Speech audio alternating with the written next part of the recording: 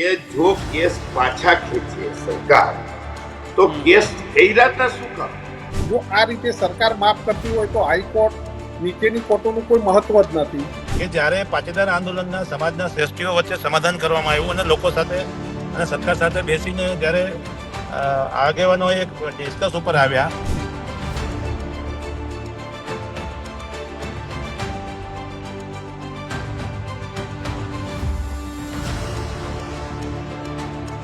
દિનેશ બાંભણિયા સરકારના પ્રવક્તા છે કે પાટીદાર આગેવાન છે? કારણ કે જે જાહેરાત સરકારે કરવાની ત્યાં દિનેશભાઈ કરી નાખ્યા. એ કુંભ નહીં આવે, ભારતીય જનતા પાર્ટીમાં આવી જાય એટલે નિર્દોષ થાય. 8% પાટીદારોની નારાજગીરી નહીં પોસાય તો શું 85% ઓબીસી, એસટી, એસસી અને માઇનોરિટી હું સરકારને માફ કરી નાખશે? સરકાર શ્રીને કેવું છે કે જેને આની ઉપર દેશદ્રોહની કલમ લગાડી હતી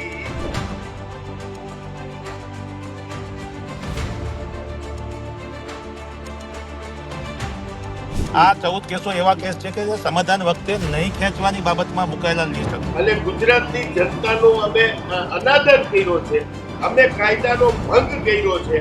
હાર્દિક પટેલે ભાજપ જોઈન્ટ ન કર્યો તો રાજદ્રોહનો કેસ હાર્દિક પટેલ ઉપરથી ખેંચાત, અલ્પેશ કથિરિયા ઉપરથી તો રાજદ્રોહનો કેસ ખેંચાત. તમને કેસ પાછા ખેંચાઈ જાય, કોઈને સત્તા મળી જાય, કોઈ ધારાસભ્ય થઈ જાય, કોઈ મારા જેવો ધારાસભ્ય આંદોલન હિસાબે થયો છું. હું આજે તમારા માધ્યમથી સ્પષ્ટ કહું છું કે મારા વિસ્તારના લોકોનું પરિવર્તન આવ્યું હોય તો આંદોલનથી આવ્યું. આવા જ પોલિટિકલ અપડેટ જોવા માટે ન્યૂઝરૂમ ગુજરાતને અત્યારે જ સબસ્ક્રાઇબ કરો. નમસ્કાર, અમારી વિશેષ રજૂઆત ગર્જનાતમાં આપનું સ્વાગત છે. આજે દિવસમાં ચર્ચાનો વિષય એ કે સરકારે પાટીદારો પરના કેસ પરત ખેંચ્યા. આની સત્તાવાર જાહેરાત એ સરકાર તરફથી પહેલા નથી થઈ. આનું પહેલું ટ્વીટ એ પાટીદાર આગેવાન દિનેશ બાંભણિયાએ પોતાના સોશિયલ મીડિયા પર પોસ્ટ કર્યું. ત્યારબાદ સવાલો ઊભા થયા કે દિનેશ બાંભણિયા કોણ? આની ઓફિશિયલ જાહેરાતે સરકારે કરવી જોઈએ. સરકારે કીધું હોત તો ખબર પડત. અને સરકારે પાટીદારોના કેસ પરત ખેંચ્યા તો કોંગ્રેસે પણ એક વાત ચાલુ કરી કે સરકાર ખોટી હતી, દબાવવા માટે થઈ અને રાજદ્રોહ લગાવવામાં આવ્યા હતા. પાટીદાર આગેવાનો કઈ એવી લશ્કરી માહિતીઓ એ બીજા દેશને આપી કે રાજદ્રોહ જેવા ગંભીર ગુનાઓ લગાવવા પડે. જો કે પાટીદાર પરના કેસ પરત ખેંચાતા અલ્પેશ ઠાકોરે કીધું કે પટેલોના કેસ પાછા ખેંચાય તો ઓબીસી એસટીના કેસ પાછા કેમ ન ખેંચાય? અમારા પણ કેસ એ પરત ખેંચાવા જોઈએ. કોંગ્રેસે પણ કીધું કે ખોટા કેસો થયા હતા અને સરકાર હવે પરત ખેંચી રહી છે. તો ચૈતર વસાવાએ પણ કીધું કે જે કોઈ આંદોલનો સરકારી કર્મચારીઓએ કર્યા છે, ખેડૂતોએ કર્યા છે, એમના પણ કેસ પરત ખેંચાવા જોઈએ. દીક્ષિત, આવું નથી થયું એટલે સરકાર ક્યાંક પાટીદારોના કેસ પરત ખેંચીને રાજનીતિ કરતી હોય એવું સ્પષ્ટ દેખાઈ રહ્યું. એટલે જે પ્રમાણે માહોલ છેલ્લા ઘણા બધા દિવસથી તમે જોવ તો એક તો સ્થાનિક સ્વરાજની ચૂંટણી અને એ ચૂંટણી તાણે ભાજપમાં કમઠાણ. એક બાજુ તમે જોવ તો પ્રશાંત કોરાટ અને જયેશ રાદડિયા સામે, નરેશ પટેલ અને જયેશ રાદડિયા સામે, તમે અમરેલીમાં જાઓ તો કૌશિક વેકરિયાની સામે દિલીપ સંઘાણી, નારાયણ કાછડિયા, ડોક્ટર કાનાબારા, બધા જ. તમે રાજકોટ જિલ્લામાં જાઓ તો કુંવરજી બાવળિયાની સામે ભરત બોગરા. એટલે કે સ્થાનિક સ્વરાજની ચૂંટણી સામે એક તો મુદ્દો ડાયવર્ટ થાય. બીજું, પાટીદારોમાં જે એન્ટી ઇન્કમ્બન્સી છે એ પાટીદારોમાં એન્ટી ઇન્કમ્બન્સી થોડી દૂર થાય. એટલે આવા અનેક પરિબળો સરકારના હિસાબથી વિચારતી હશે. પરંતુ વાત એ થઈ કે દિનેશ બાંભણિયાએ કેમ જાહેરાત કરી. દિનેશ બાંભણિયાને આપણે ચર્ચા માટે ઇન્વાઇટ કર્યા છે, આવે છે એવું કહે છે કે દિનેશભાઈ સ્પષ્ટ કરી શકે. પરંતુ અત્યારે આપણી સાથે આ મુદ્દે ચર્ચા કરવા માટે ઓબીસી આગેવાન શંભુભાઈ રબારી અને કોંગ્રેસના પૂર્વ ધારાસભ્ય લલિત કગથરા ઉપસ્થિત છે. લલિતભાઈ, સ્વાગત છે. શંભુભાઈ, બંને આપનું. લલિતભાઈ, શું કહેશો સરકારની આ જાહેરાત? સરકારની જાહેરાત તો ન કહેવાય, પણ દિનેશ બાંભણિયાની આ જાહેરાતને તમે કઈ રીતે જુઓ છો? જો પેલા તો સત્તાવાર જાહેરાત છે કે નહીં મને ખબર નથી. બિલકુલ, એટલે જ મેં તમને દિનેશ બાંભણિયાની જાહેરાત કીધું. હવે સરકારના પ્રવક્તાની પ્રેસ કોન્ફરન્સ આવે અને સરકાર ઓફિશિયલી જાહેરાત કરે ત્યારે વાત સાચી. પણ અત્યારે આપણે બધા આ મુદ્દાની ચર્ચા કરીએ છીએ એટલે દીક્ષિતભાઈ, મારે આપને એ કહેવું છે કે જો કેસ પાછા ખેંચે સરકાર તો કેસ કર્યા શું કામ? બિલકુલ. ત્યારે આ પાટીદારના યુવાનો રાજદ્રોહી હતા ત્યારે શું આ પાટીદારના યુવાનોએ આપણા દેશની કોઈ સિક્રેટ માહિતી દુશ્મન દેશને આપી દીધી હતી, કોઈ લશ્કરની સિક્યુરિટીની વાત એને પાકિસ્તાનમાં કરી દીધી હતી કે તમે એના ઉપર દેશદ્રોહના કલમ લગાડો? તો 70 વર્ષના શાસનમાં જ્યારે કોઈ ઉપર દેશદ્રોહની કલમ નથી લગાડી, પહેલી વાર પાટીદારના આગેવાનો ઉપર દેશદ્રોહની કલમ આ સરકારે લગાડી. મારે આપના માધ્યમથી ગુજરાત અને દેશની તમામ જનતાને કહેવું છે કે આ સરકાર જે કાનૂનો છે, જે કાયદા છે, એનો પોતાના મન ઘડત ઉપયોગ કરે છે અને એક ટૂલ્સ તરીકે સામેના આંદોલનને કચડી દેવા માટે, સામે કોઈ બોલી ન શકે, તમે રાષ્ટ્રદ્રોહની એના ઉપર કેસ લગાડી દીધો એટલે કોર્ટના ધક્કા ખાધા કરે, પછી એ કુંભ નહીં આવે, ભારતીય જનતા પાર્ટીમાં આવી જાય એટલે નિર્દોષ થાય. તો કિશનભાઈ, મારે આપના માધ્યમથી સરકારશ્રીને કહેવું છે કે જેને આની ઉપર દેશદ્રોહની કલમ લગાડી હતી, આવા જ પોલિટિકલ અપડેટ જોવા માટે ન્યૂઝરૂમ ગુજરાતને અત્યારે જ સબસ્ક્રાઇબ કરો. એ અધિકારીઓ સામે પગલા લ્યો. આ સરકાર આજે કોઈ કોર્ટમાંથી નિર્દોષ છૂટી ગયા છે એવી વાત નથી. સરકારે જે કેસ પાછા ખેંચી લીધા તો ખોટા શું કામ લગાડ્યા હતા? અને લગાડ્યા હતા તો કોણ ગુનેગાર? તમે આવી જ રીતે એટલે લલિતભાઈ, તમારું કેવું એવું છે કે જે તે સમયે કેસ લગાવ્યા હતા એ માત્ર ને માત્ર ભારતીય જનતા પાર્ટીએ પોતાની પાર્ટીને ડેમેજ થતી રોકવા અને કોંગ્રેસની સરકાર ના આવે એ માટે આ બધા કેસ લગાવ્યા હતા, એવું આપનું કેવું છે? એનો મતલબ શું થાય કિશન બીજો, કે તમારે આંદોલનને કચડી મારવું હોય, આજે કોઈ શિક્ષકો આંદોલન કરે, કોઈ ઓબીસી વાળા આંદોલન કરે, કોઈ પણ સમાજ, કોઈ પણ વ્યક્તિ, કોઈ પણ વર્ગ સરકારથી દુખી હોય અને સરકારની સામે આ કરવું એ લોકશાહીનો અબાધિત હક છે. અને એ જ્યારે આંદોલન કરતા હોય ત્યારે તમે દેશદ્રોહની કલમ લગાડો અને પછી તમે જ પાછા પગ ભરીને એમ કહો કે ના, હવે દેશદ્રોહની કલમ અમે પાછી ખેંચી લઈ છીએ. એનો મતલબ શું થયો? તમે પ્રજાને આમાં લોકશાહી ક્યાં રહી સાહેબ? તમારે જ્યાં જે તે સમયે આંદોલન હતું અને લોકો રોડ ઉપર ઉતરાતા, એ આંદોલનને દાબી દેવા માટે તમે ખોટા કેસ કર્યા હતા. તો પેલા તો ખોટા કેસ તમે પાછા ખેંચી લીધા, હવે જે ખોટા કેસ કર્યા હતા એની સામે કેસ કરો સાહેબ. તમે કોણ કરવા માટે કે હું દેશભક્ત છું કે દેશદ્રોહી છું? તમે એકવાર મને દેશદ્રોહી બનાવી દો અને પાછા તમે કેસ પાછા ખેંચીને મને દેશભક્ત બનાવી દો. શું ભારતીય જનતા પાર્ટીમાં આવે એટલે દાઉદ ઇબ્રાહિમ પર દેશભક્ત થઈ જાય? તો તમે મને ખોટા કેસમાં હું કામ નાખ્યો તો? તો એના માટે દોષિત કોણ? એમને લલિતભાઈ, મારે એ જાણવું છે કે કેસ સાચા હતા ખોટા? લલિત કગથરાના મતે કેસ સાચા હતા ખોટા હતા? કેસ તદ્દન ખોટા હતા, તદ્દન ડંકાની ચોટ ઉપર કહું છું. અને આજે પણ કેસ ખેંચી લીધા, એમાંય સરકાર ખોટી છે. તો તમારાથી કેસ થતા જ નથી. સરકાર જે તે કાયદા છે એને તમારા પ્રચાર માટે, તમારી સરકાર માટે થઈ અને તમે વાપરો છો, નહીં કે પ્રજા માટે. જે કાયદાનો ઉપયોગ તમારે ટૂલ્સ તરીકે કરવો હોય, રાજકીય ટૂલ્સ તરીકે, તો સરકારથી ભગવાન બચાવે.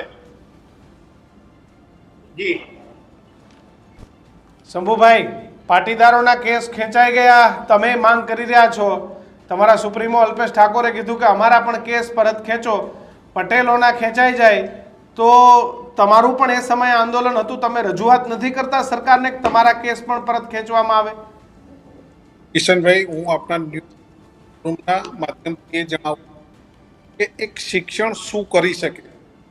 જો આ ગુજરાતની અંદર 85% વસ્તી ઓબીસી, એસટી, એસસી ને માઇનોરિટી એ આજે પણ વલખા માલતી હોય ને 8% ધરાવતો પાટીદાર વર્ગ શામ દંડ ભેદભાવ સાથે જે બી આ રાજનીતિની અંદર ઉથલપાથલ કરી શકતો હોય અને જે કંઈ મનને ચાહે એ કરી શકતો હોય, એની અંદર એક ભાઈ આવીને જાહેરાત કરી જાય, ઋષિકેશભાઈ આવીને કહે કે સરકાર જાહેરાત કરશે, યજ્ઞેશ દવે એવું કહેતા હોય કે હજી કોઈ જાહેરાત સત્તાવાર રીતે થઈ નથી, સત્તાવાર રીતે જાહેરાત થઈ ના થઈ, ઋષિકેશભાઈએ જાહેરાત કરી ના કરી, તો પહેલામાં પહેલો પ્રશ્ન એ છે કે જો રાજદ્રોહી જેવા ગુના જો આ રીતે સરકાર માફ કરતી હોય તો હાઈકોર્ટ નીચેની કોર્ટોનું કોઈ મહત્વ જ નથી.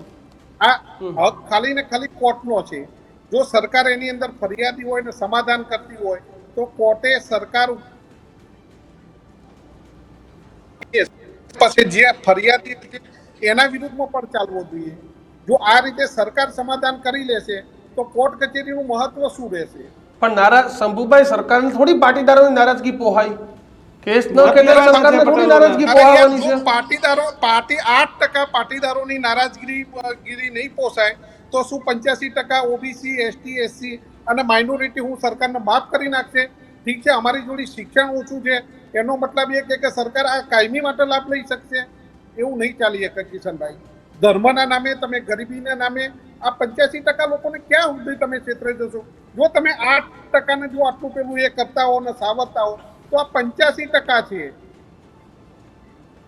પણ એવું નહીં શંભુભાઈ, પણ આ પાટીદારોએ તમે 85% માં સામેલ થવા માટે આંદોલન કર્યું હતું. પાટીદારોનું આંદોલન તો બી આવું છું લલિત કાકા તમારી પાસે, પણ આંદોલન એ જ હતું. હા, અનામતનું. ભાઈ અમને અનામત આપો. અરે પણ એલો પાટીદારોને તમને કોઈ રીતે કોઈ પાટીદારને અનામતની જરૂર હોય એવું તમને કોઈ જગ્યાએ લાગે છે? અને જો લાગતું હોય તો સરકારની ડાયરી અને એ લોકો માગણી કરે અને સરકારે 147 ની અંદર બીજા 12 સમાજ અમો રહે એ રીતે જો પાટીદાર સમાજ અમો છે તો અમે એમને સ્વીકારી લેશું.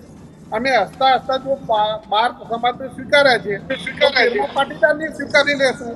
અને જો પાટીદાર આવતા હોય બરાબર, તો સૌથી પહેલી જરૂરિયાત હોય તો આ ગુજરાતની અંદર રાજપૂત ક્ષત્રિય સમાજને છે બરાબર.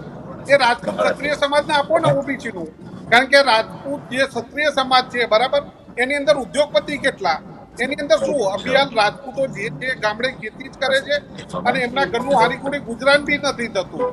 જો અભિયાન સરકાર વિચારવાની દ્રષ્ટિ બેસે તો ક્ષત્રિય રાજપૂતને ક્યાંક આરક્ષણની જરૂર છે, નહીં પાટીદારોને.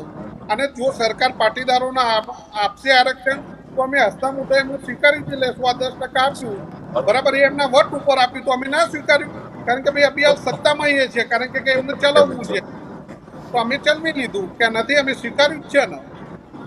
બિલકુલ. લલિતભાઈ તમે કઈ કહેતા હતા? દિનેશભાઈ આવી ગયા, દિનેશભાઈ પડી ગયા, આવી ગયા. દિનેશભાઈ, આ એક વિવાદ એવો છે કે દિનેશ બાંભણિયા સરકારના પ્રવક્તા છે કે પાટીદાર આગેવાન છે? કારણ કે જે જાહેરાત સરકારે કરવાની હતી આ દિનેશભાઈ કરી નાખી. આ મારો સવાલ નથી, આ એકંદરે બધાયનો સવાલ છે. અમારા પત્રકારોનો, તમારા સમાજના આગેવાનોનો, ભાજપના નેતાઓનો, તમારા ખાસ ભાઈબંધ વરુણ પટેલનો, બધાયને એવું છે કે આ જાહેરાત દિનેશ બાંભણિયાએ કેમ કરી દીધી? એટલે દિનેશ બામણીયાએ કરી એટલે જાહેરાતથી વાંધો છે કે જાહેરાતથી વાંધો છે? આવા જ પોલિટિકલ અપડેટ જોવા માટે ન્યૂઝરૂમ ગુજરાતને અત્યારે જ સબસ્ક્રાઇબ કરો. જો હવે આમાં કોને શું વાંધો છે એ તો એમનો વિષય છે. મારો વિષય એવો છે કે હું મુખ્યમંત્રીશ્રીને મળવા માટે ગયો હતો અને મેં વાત કરી કે ભાઈ આ કેસો પાછા ખેંચાવા જોઈએ. ઘણા લાંબા સમયથી ચર્ચાઓ ચાલતી હતી. એમાં ગઈકાલે સાંજે એ ફાઇલ ઉપર સિગ્નેચર થઈ એટલે આમાં ટોટલ 14 કેસો હતા. રોનકભાઈ, દીક્ષિતભાઈ, 14 કેસોમાંથી 5 કેસો પહેલા ખેંચાઈ ગયેલા હતા અને 9 કેસો ગઈકાલે સાંજે સિગ્નેચર કરવામાં આવ્યું. એટલે કે 14 કેસો ખેંચવાની ફાઇલનું મને કાલે સાંજે માહિતી આપવામાં આવી કે આટલા કેસો અમે વિડ્રોલ કરી રહ્યા છીએ, કે જેમાં ચાર્જશીટ થઈ ગયેલી છે.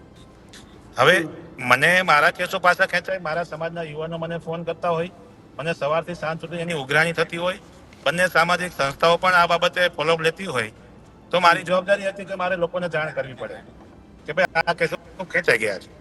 એટલે ખરેખર કેસ ખેંચાણા છે ને ઓફિશિયલી કોઈ નોટિફિકેશન કે એવું કઈ આવ્યું એવું છે દિનેશભાઈ? મેં આપને એવું કીધું કે મારું ટ્વીટ જે છે ને એ સમજવું, તમારે વાંચવું જોઈએ. એમાં લખ્યું છે કે સરકારે નિર્ણય કર્યો. સરકારે ગઈકાલે નિર્ણય કર્યો અને ફાઇલમાં સિગ્નેચર કરી છે. નોટિફિકેશન 1-2 દિવસમાં 100% આવી જતો હોય છે. અને ગુજરાત સરકારના જે નિર્ણયો હોય એ નિર્ણયો મારા કહેવાથી કોઈ નિર્ણયો બદલી જાય કે નિર્ણયો ફરી જાય એવું નથી થતું. સરકારે નિર્ણય કર્યો છે. સરકાર ક્યારે માહિતી આપે છે એ સરકારનો વિષય છે. મને જાણ થઈ, મેં મારી માહિતી આપી છે. દિનેશભાઈ, એક સવાલ છે કે આ કેસો સાચા હતા કે ખોટા હતા? આ કેસો એ પ્રકારના હતા કે જે તે આંદોલન દરમિયાન ખોટી રીતે ફિટ કરેલા કેસો હતા. એમને તો જેને અધિકારીએ ખોટી રીતે ફિટ કર્યા હોય દિનેશભાઈ, જે અધિકારીએ ખોટી રીતે કેસ ફિટ કર્યા હોય હવે એવું લાગે છે કે અધિકારીઓ ઉપર પણ કાર્યવાહી થવી જોઈએ, કારણ કે જો તમે કહો છો સરકારે પણ સ્વીકાર્યું છે ખોટી રીતે કરેલા કેસ હતા, તો આ અધિકારીઓ પર કાર્યવાહી થવી જોઈએ. જો અમારી તો પહેલેથી માંગણી હતી કે ખોટા કેસ કરનાર અધિકારીઓ પર 302 ની કલમ લાગે. જે શહીદ પરિવારો પર ગોળીબાર થયા એની સામે પુંજ કમિશનનો સરકારે નિમણૂક કરી, પણ એ પણ એક નાટક જેવું સાબિત થયું.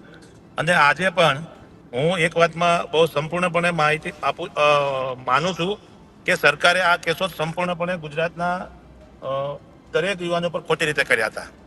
પરંતુ એક બાબત એ પણ સામે પાસું છે કે જ્યારે પાટીદાર આંદોલનના સમાજના શ્રેષ્ઠીઓ વચ્ચે સમાધાન કરવામાં આવ્યું અને લોકો સાથે અને સરકાર સાથે બેસીને જ્યારે આગેવાનો એક ડિસ્કસ ઉપર આવ્યા, ત્યારે આ સમાધાન અમે સ્વીકારેલું નહોતું કે જ્યારે તમામ કેસો પરત ખેંચવાની વાત થયેલી. પણ તમને એક બીજી માહિતી આપું, કદાચ કોઈને આ માહિતી ખ્યાલ હોય કે ના હોય. આ 14 કેસો એવા કેસ છે કે જે સમાધાન વખતે નહીં ખેંચવાની બાબતમાં મુકાયેલા લિસ્ટ હતું. એટલે કે સરકારે સમાધાન થયું ત્યારે પણ ના પાડી હતી કે અમે આ 14 કેસો સિવાયના કેસો ખેંચીશું. જે સમયાંતરે વારંવાર આ કેસો ખેંચવા માટે સંસ્થા આગેવાનો અને અમારા જેવા આંદોલનકારીઓ આનું દબાણ કરતા હતા. પણ નામદાર સુપ્રીમ કોર્ટે હમણાં એક ચુકાદો આપ્યો કે આંદોલન દરમિયાન થયેલા કેસો અથવા કોઈ માંગણી સામે થયેલા કેસો સરકારે પરત ખેંચી લેવા જોઈએ. જેમાં રાજદ્રોહના કેસને સુપ્રીમ કોર્ટે અયોગ્ય ઠેર્યો હતો અને એ કેસના લીધે 2 વર્ષથી આ કોર્ટમાં સ્ટે ઉપર કેસ ચાલી રહ્યા છે. એટલે કે સરકારે કોર્ટે પણ ગાઈડલાઈન કરી છે અને સમાજના આગેવાનો પણ ઈચ્છતા હતા કે આંદોલનકારીઓ ઉપર કોઈ પણ પ્રકારના કેસો બાકી ના રહેવા જોઈએ, ખેંચાઈ જવા જોઈએ. બાબુ માંગુકે કીધું છે કે નાના માણસો ઉપરના કેસ ખેંચાવા જોઈએ. નાના માણસો ઉપરના કેસ નથી ખેંચાણા. આંદોલન વખતે જે કોઈ વ્યક્તિએ નાના પોતાના ગામડે કે નાની જગ્યાએ કાર્યક્રમો આપ્યા હતા એ કેસો હજી ઊભા છે. એનું શું? નાના માણસો છે. કિશનભાઈ, એ વાતમાં થોડી ગેરસમજણ છે. ગુજરાત સરકારે 946 એફઆઈઆર ટોટલ કરેલી પાટીદાર આંદોલન દરમિયાન 4 વર્ષના પીરિયડમાં. પહેલી જે એફઆઈઆર દાખલ કેસ પાછા ખેંચવાની જે જાહેરાત થઈ એ 27/9/2017 ના રોજ થઈ, જેમાં 459 કેસો પરત ખેંચવાનું સરકારે લિસ્ટ બહાર પાડ્યું. પછીની જે જાહેરાત હતી એ 2019 ના એન્ડમાં વિજયભાઈ રૂપાણી સરકારમાં થઈ કે જે 2017 પછીના 19 સુધી આંદોલન ચાલ્યું એના થયેલા કેસો હતા. અને છતાં પણ ઘણા કેસો એવા હતા કે જેમાં ફરિયાદી સરકાર ના હોય, ફરિયાદી વ્યક્તિ હોય. દાખલા તરીકે અત્યારે ઋષિકેશભાઈ પટેલ, જેમાં હાર્દિકભાઈ ઉપર ફરિયાદ થઈ છે, એ કેસના ફરિયાદી ઋષિકેશભાઈ પટેલ પોતે છે, એ સરકાર નથી. જેમાં હાર્દિકભાઈને સજા થયેલી છે, લાલજીભાઈ અને AK પટેલ સાહેબને. તો આવા જે કેસો હતા એ 2022 પછી નિર્ણય લેવાયો કે ભાઈ આ કેસો તમામ આંદોલનના કેસો ખેંચવા જોઈએ. ત્યારે પણ સરકારે આ 14 કેસનું લિસ્ટ આપેલું કે આ કેસો અમે અમારી પેલામાં આવતા નથી, અમે નહીં ખેંચી શકીએ. હા, પછી સુપ્રીમ કોર્ટે એક ઓર્ડર કર્યો કે રાજદ્રોહના કેસો જેટલા સડિશન લાગ્યા છે એનો દુરુપયોગ થયો છે, એટલે આ કલમો બદલવી જોઈએ. અને એ કલમો બદલવાનામાં સુપ્રીમ કોર્ટે એક નોંધ આપી છે, એ ટીક કર્યું છે.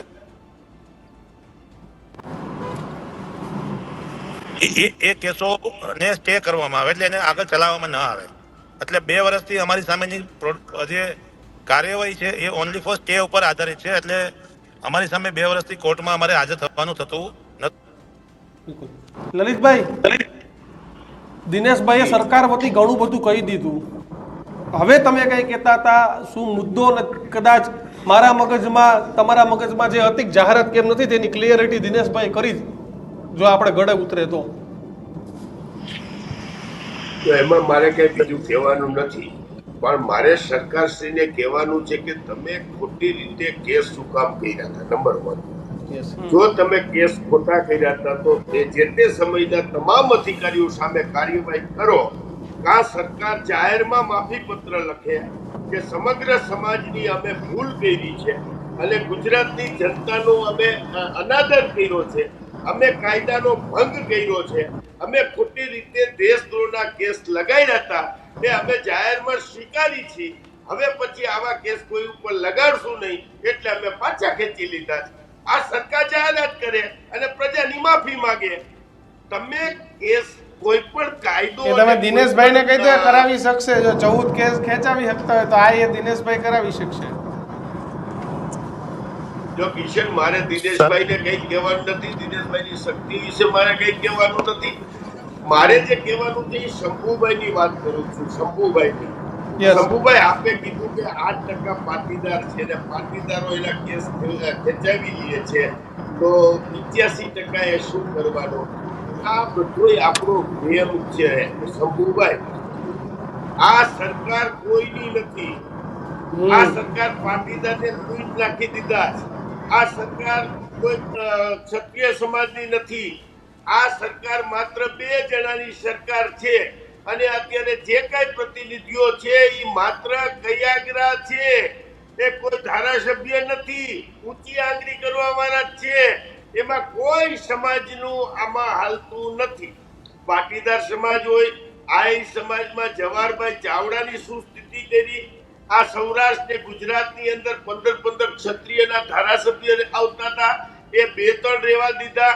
આ એવાતા પાટીદારો નેતાઓ, તમને એમ હોય કે 8% વાળા પાટીદારો પોતાનું ધાયરું કરી જાય છે તો એ જ પાટીદારોને પકડીને ગાલી દે છે. કોઈ કઈ હામું નથી એકતું ભાઈ. આ તો 2 જણાની સરકાર ચાલે છે. કોઈ સત્તા નથી, કોઈ કાયદો નથી, કોઈ નિયમ નથી. જેને મન પડે તે દેશદ્રોહ કરે. પાયલને રાતના 12 વાગે ઉપાડીને ગાલી દે.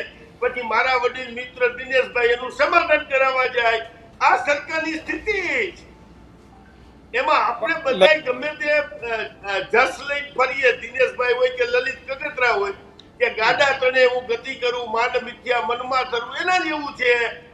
આ સરકાર તો 2 જ જણા હલાવે અને મને એમ લાગે કે હું મારા નિર્ણય કરાવી દઉં છું, તમને એમ લાગે તમારા નિર્ણય કરાવી દઉં છું. તો જે સરકાર ખોટા કેસ કરે, પાયલને રાતના 12 વાગે ઉપાડીને પટ્ટા મારે, જાહેરમાં સંદેશ કાઢે અને આ પાટીદારના છોકરાઓને દેશદ્રોહની કલમ લગાડે, તો શંભુભાઈ મારો કહેવાનો, કાલ શંભુભાઈનો વારો હોય, કાલ લલિતભાઈનો વારો હોય, કાલ પાયલનો વારો હોય, કિશનનો વારો હોય, ગમે તેને સરકાર ઉપાડી જાય. કાયદા જેવો કઈ નિયમ છે?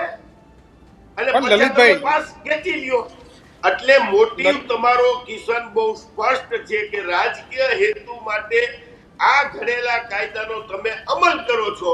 જેમ ઈડી ને સીબીઆઈ ને વાપરો છો એમ આવા કાયદા વાપરો છો તમારી સામે આંદોલનને પૂરું કરવા માટે. એટલે એને કોઈ સમાજ ઉપર પ્રેમ નથી, કોઈ વર્ગ ઉપર પ્રેમ નથી. એને તો મત મેળવવા માટે થઈને ગમે તેને બેડ વારવા. અને દિનેશભાઈ કેદી કુંભ જેવા લલિતભાઈ, શંભુભાઈ એક મિનિટ, શંભુભાઈ આવું, શંભુભાઈ એક મિનિટ, લલિતભાઈ, શંભુભાઈ એક મિનિટ, એક મિનિટ. એ કુંભ કે જઈ આવ્યા, શું કહેવા માંગો લલિતભાઈ? દિનેશભાઈ તમે કુંભ કેદી જઈ આવ્યા? કિશનભાઈ, હું લલિત કાકા તો અમારા વડીલ છે, એમને સંપૂર્ણ અધિકાર છે અમને કંઈ પણ ઠપકો આપવાનો, કહેવાનો અને અમારા વિશે માહિતી આપવાનો, કારણ કે એ હંમેશા અમારું હિત ઈચ્છે છે. પરંતુ શંભુભાઈ હમણાં એક વાત કરી કે પાટીદાર સમાજમાં અનામતની શું જરૂર હતી. તો 25 હોય ત્યારે એ જરૂરિયાત વગર ઊભા ના થાય. દરેક સમાજની અંદર એક વર્ગ હોય છે કે જે આર્થિક રીતે સહયોગ સદ્ધર હોય છે અને એક વર્ગ એવો હોય છે દરેક સમાજમાં.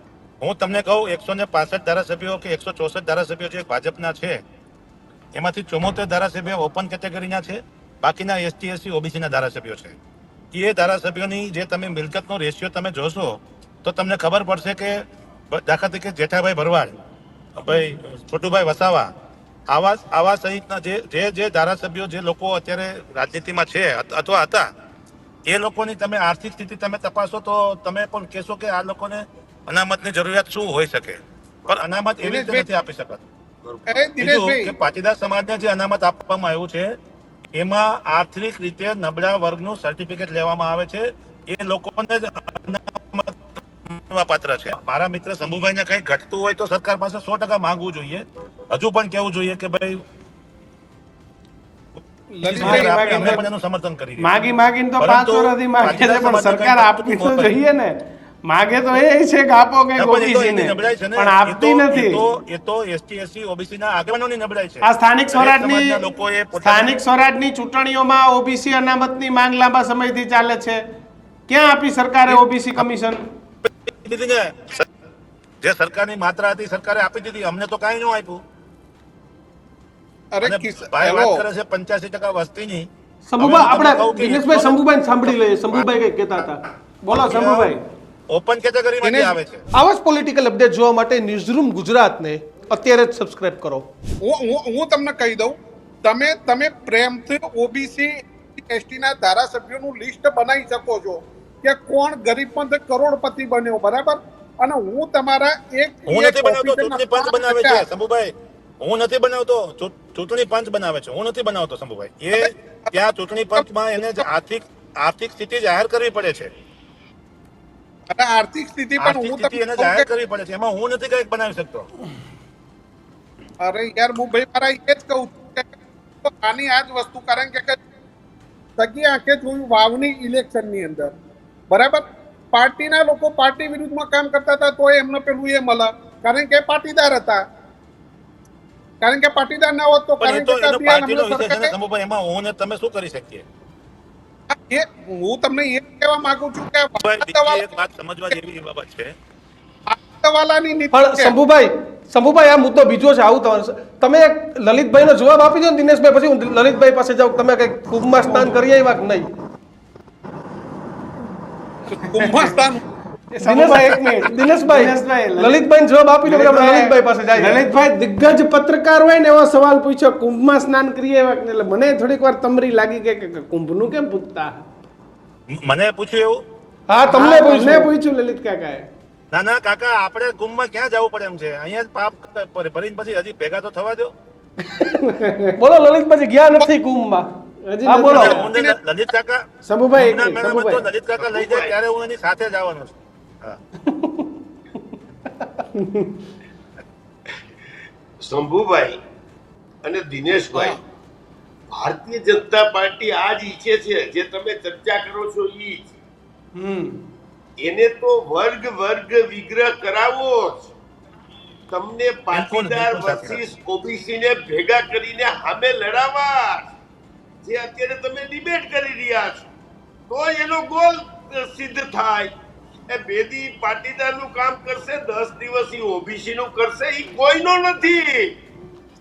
તમે સમજી લ્યો. એટલે તમે કોને જરૂરિયાત છે કોને નથી ઈ તો સમાજના તમામ વર્ગ સરખા ના હોય. મારા પાટીદાર સમાજમાં બધાય અબજોપતિ ને ઉદ્યોગપતિ નથી, એમ ઓબીસી વર્ગમાં પણ બધાય કઈ કરોડપતિ નથી. જાજામાં જાજી જમીનો અમદાવાદની આજુબાજુમાં ઓબીસી વર્ગ પાસે છે. જાજામાં જાજો દુઃખી અત્યારે બ્રાહ્મણ સમાજ છે શંભુભાઈ. જે જાજામાં જાજો એજ્યુકેટેડ હતો એક સમયમાં, એની પાસે બાપ દાદાની જમીન નથી, નોકરીઓ જતી રહી છે, એ બધા ક્યાં જશે નોકરી લેવા? તો જેટલો ઉજળિયાત વર્ગ હતો એટલો વધારેમાં વધારે અત્યારે નોકરી મેળવવામાં ઈ દુઃખી. એટલે આ તો ભૂતકરણનો વિષય છે અને સમાજના બધા લોકોએ અનામતની બાબતમાં ક્યારેય સામે આર્ગ્યુમેન્ટ કરવાની જરૂર નથી એવું હું સ્પષ્ટ માનું છું.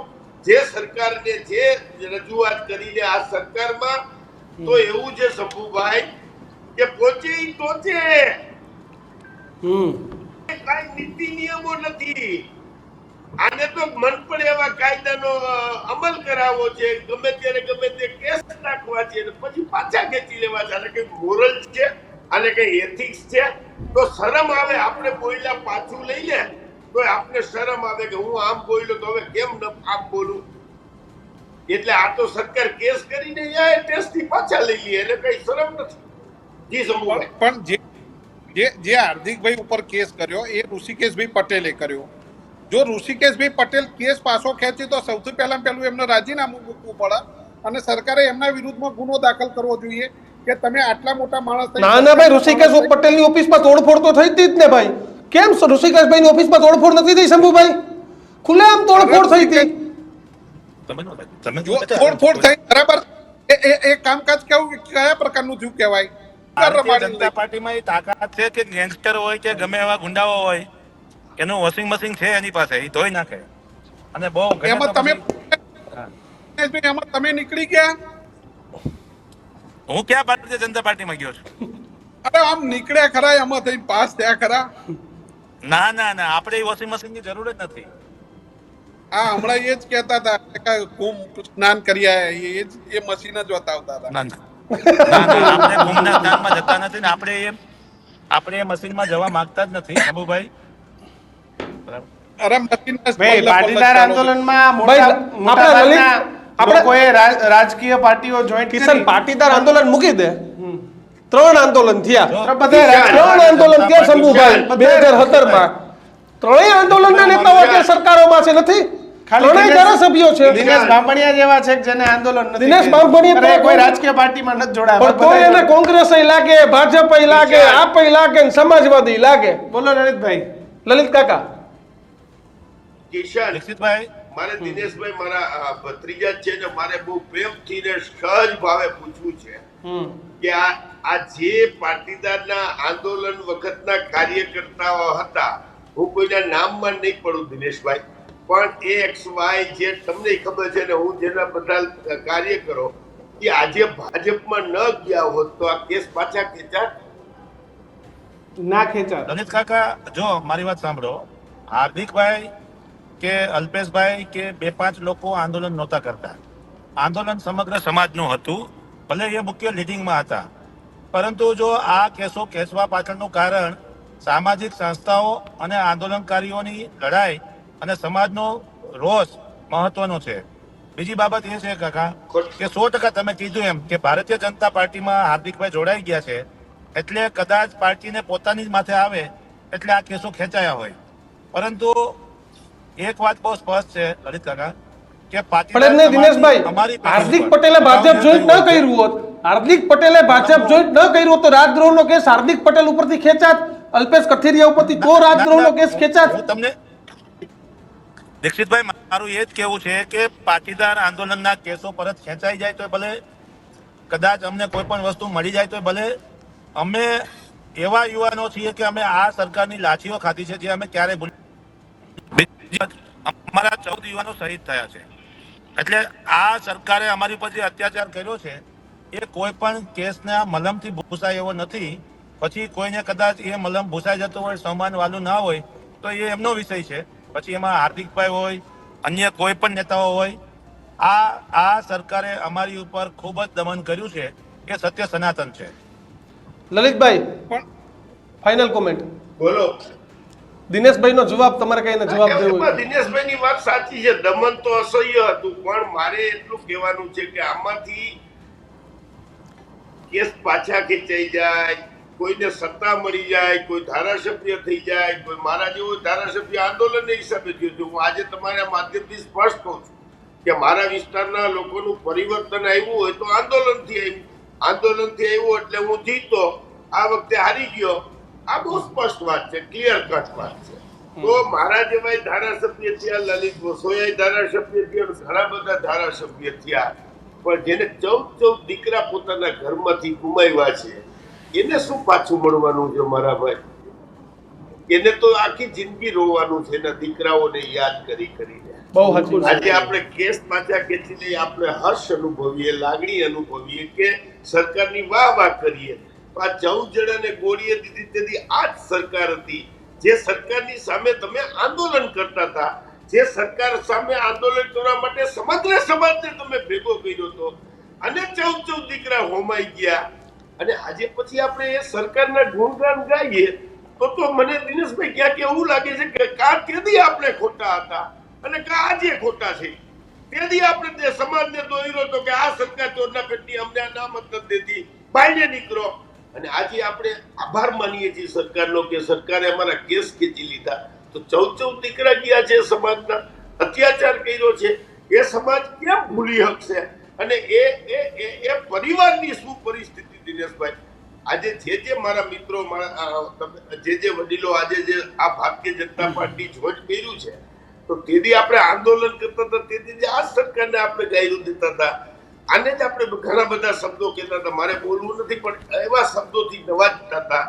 એ જ સરકારના મુખિયાઓના શરણે તમે જાય છો તો તમે આંદોલનકારી નહીં, તમે શરણાગતિ સ્વીકારી લીધી કહેવાય. અને શરણાગતિ સ્વીકારી લીધી એનો મતલબ એમ થઈ ગયો કે કા તેથી તમે ખોટા હતા અને કા આવા જ પોલિટિકલ અપડેટ જોવા માટે ન્યૂઝરૂમ ગુજરાતને અત્યારે જ સબસ્ક્રાઇબ કરો. જો હાર્દિકે જ્યારે આંદોલન કર્યું ત્યારે સમાજના એક વર્ગને બહુ જ આ અનામતની પરિસ્થિતિથી બહુ જ પીડાતો હતો.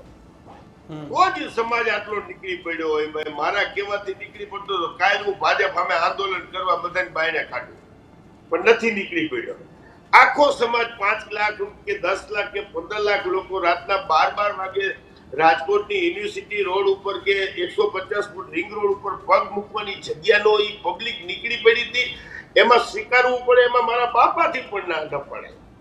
એ હાર્દિકનો કરિશ્મા હતો કે સમાજની જરૂરિયાત હતી, એ આપણે સમજવાની વાત છે. પણ જે રીતે જેની સામે આંદોલન કર્યું હોય અને આપણે જે મોઢેથી કીધું હોય ત્યાં જ જઈને બેસી જવું એ મને કોઈ રીતે પરવડે નહીં. એટલે હું કહું છું કે તે દિવસે આંદોલનમાં મેં ક્યાંક જાઈને અજાઈને ડાયરેક્ટલી જે રીતે બધાને એમના સમર્થનમાં, એના સાથમાં, એને મદદગીરીમાં હું મારી જાતને પ્રશ્ન પૂછું છું કે મેં તેથી પાપ કર્યું તો આ 14 જણા શહીદ થઈ ગયા, એમાં ક્યાંય મારું પાપ છે કે મારા આત્માને હું પૂછું. હું આજે બેઠો નથી ભાજપ સાથે, આજે પણ વટથી લડું છું અને તેથી પણ હું એમ કહેતો હતો કે આ ખોટા છે. પણ લલિતભાઈ તમારી સામે કેસ થયો હોત તો કદાચ તમે ભાજપમાં વયા ગયા હોત. ખોટા છે લલિતભાઈ તમારા ઉપર રાજદ્રોહ થયો હોત તો તમે કદાચ ભાજપમાં વયા ગયા હોત. દીકરાઓ જેને ગુમાવ્યા હોય એ પરિવારની હાલત શું હોય. નહીં, તમારી ઉપર રાજદ્રોહ દાખલ થયો તો તમે ભાજપમાં વયા ગયા હોત ને આજે. એ જો અને તોનો હું બેટા જવાબ દઉં ને તો અત્યારે હું ઓફિશિયલી ઠોકું કે ના ના મને ફાંસીની સજા હોત તો ન જતો, એનો મતલબ નથી. એ જો અને તોનો કોઈ કિંમત ન હોય. એ તો જે તે પરિસ્થિતિ એ નિર્ણય આવે. પણ હું ભાજપમાં આજની તારીખમાં નથી અને આજની તારીખમાં કોંગ્રેસનો એક લડાયક સૈનિક સામાન્ય માણસ તરીકે લડી રહ્યો છું, એનું મને ગર્વ છે. બિલકુલ. તો લલિતભાઈ, શંભુભાઈ અને દિનેશભાઈ, આ તમામ લોકો અમારી સાથે જોડાયા, ચર્ચા કરી, એ બદલ આભાર. જે પ્રમાણે કિશન શંભુભાઈએ પૈસાની વાત કરીને કે રાજનીતિમાં આવીને આ બધા કરોડપતિ થઈ ગયા, રોડપતિ થઈ ગયા, એક નેતાની વાત જ નથી.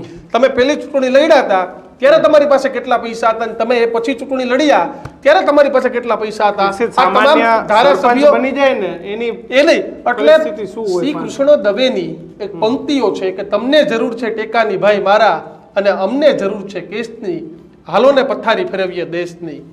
6 મહિના હાલે તોય ગંગાજી નાયા, આ વર્ષની વાર્તાયું મેલો, હાથ પેંઢી નિરાતે બેસીને ખાય, બસ એટલો જ ભરવો છે થેલો. દોવા દે ત્યાં લાગી છે, આરતીઓ ઉતરે છે, કાઢી ડિબાંગા ભેંસની, હાલો ને પથારી ફેરવીએ દેશની. ફાઇલોના પારેવા થૂથું કરે છે, હવે ચોકમાં દાણા તો નાખો, ગમે તે કામ કરો, અમને ક્યાં વાંધો છે, આપણા 50% રાખો. ચૂલે બળેલ કેક અને ડોશીઓના નામ પર આપી દો એજન્સી ગેસની, હાલો પથારી ફેરવીએ દેશની. ડેકારા પડકારા હોવાડા રોજે રોજ, વાગે છે નિત નવા ઢોલ, જેને જે સોંપાશે એનો એવો અહીં અદલ ભજવાશે ઈ રોલ. નાટકની કંપનીઓ ઈર્ષા કરે, ભલે આપણે ત્યાં ભજવાતા વેશની, હાલો પથારી ફેરવીએ દેશની. આ નેતાઓના આ જ પ્રકારની સ્થિતિ આપણા દેશની રાજનીતિની છે કે ભાઈ અમને કઈ પડી જ નથી. એ બધાય પક્ષના આવી ગયા. પહેલી વાર ચૂંટણી લડે ત્યારે કેટલા પૈસા હોય અને બીજી ત્રીજી વાર વિધાનસભામાં પહોંચો તો કિશન આંકડાઓ તો આમ રાઉન્ડ ફરે એમ કરોડોમાં ફરે, લાખોમાંથી. અને પૂછીએ ને તો કે ધંધો કરીએ છે, બિઝનેસ કરીએ, બધાને ખબર છે ભાઈ. ચૂંટણીમાં કેટલાય ભાડાની ગાડીઓ લઈને આવ્યા હતા અને આજે ઇનોવાથી હેઠો પગ નથી બાપા. ઇનોવા તો બહુ નાની ગાડી કીધી. ફોર્ચ્યુનર ઇનોવા પર મર્સિડીઝ BMW લઈને ફરતા નેતાઓ થઈ ગયા, વાંધોય નથી. અને 2017 માં ગરીબીની વાતો કરવાની થાતી. એટલે જે શંભુભાઈ કહેતા હતા ને, પણ બધે શંભુભાઈ કાગડા કાળા જ છે. જે ગરીબો હતા એ ગરીબો જે કરોડોના આસામી ન થઈ ગયા હોય ને, કોઈ પણ પક્ષમાં હોય હો, તો તમારે કહેવાનું. પણ અમે કહ્યું ને, પણ ખેર આ બધાની વચ્ચે વાત એક જ કે આંદોલન સમયે કેસ થયા હતા, અત્યારે કાપ્રત ખેંચ્યા તો સરકાર ખોટી હતી. જો સરકાર ખોટી હતી તો ખોટા કેસ કરનારા પર ફરી કેસ થવા જોઈએ.